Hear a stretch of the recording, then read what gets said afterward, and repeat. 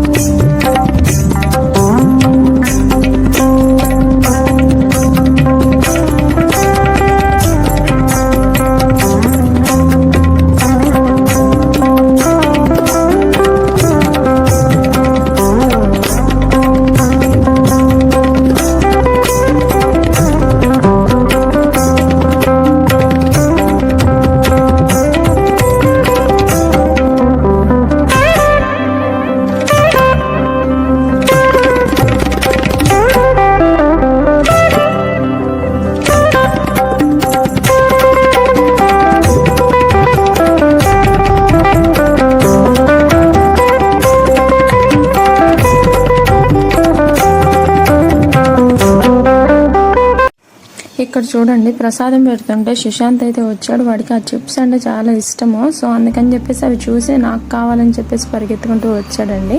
ఇక అత్తయ్య అయితే వాడి కోసం కొంచెం తీసి అయితే చూపించింది. వాడు ఇంకొకటి తీసుకుంటూ తిన్నాడు అనమాట అక్కడే కొంతసేపు.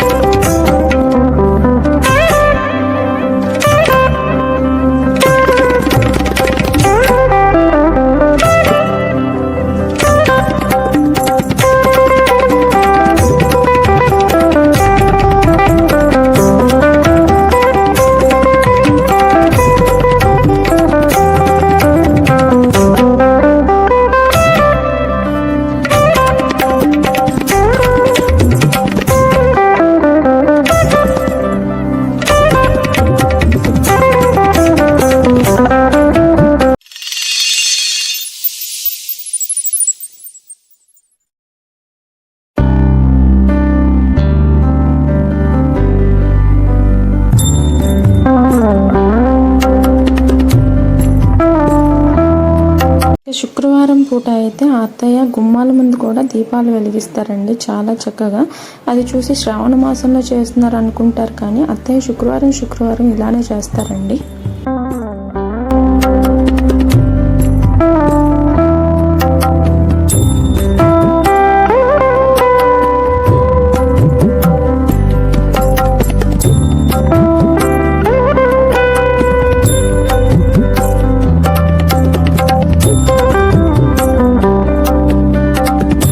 ఇక ఆ తర్వాత ఇల్లంతా గుగ్గిలంతో అయితే పొగ వేస్తారు. ఆ పొగ వేసిన తర్వాత చాలా ప్రశాంతమైన ఫీలింగ్, అలాగే ఒక పాజిటివ్ ఎనర్జీ అయితే ఫామ్ అవుతుంది అనమాట ఇంట్లో. అది నైట్ పడుకునే ముందు కూడా అది మనకు అర్థమవుతుంది. ఆ స్మెల్ అది చాలా మంచిగా అనిపిస్తుంది. ఇలా రోజు పొగ వేసుకుంటే ఇల్లంతా చాలా పాజిటివ్ వైబ్స్తో చాలా మంచిగా అనిపిస్తుంది. ఎలాంటి నెగిటివ్ ఎనర్జీ ఉన్నా కూడా మన ఇంట్లో నుంచి పోద్దనమాట. అలా పొగ వేసుకుంటే మనసుకు కూడా చాలా హాయిగా ప్రశాంతంగా ఉంటుందన్నమాట. ఇలా ఇల్లంతా అయితే పొగ వేసుకున్నారండి.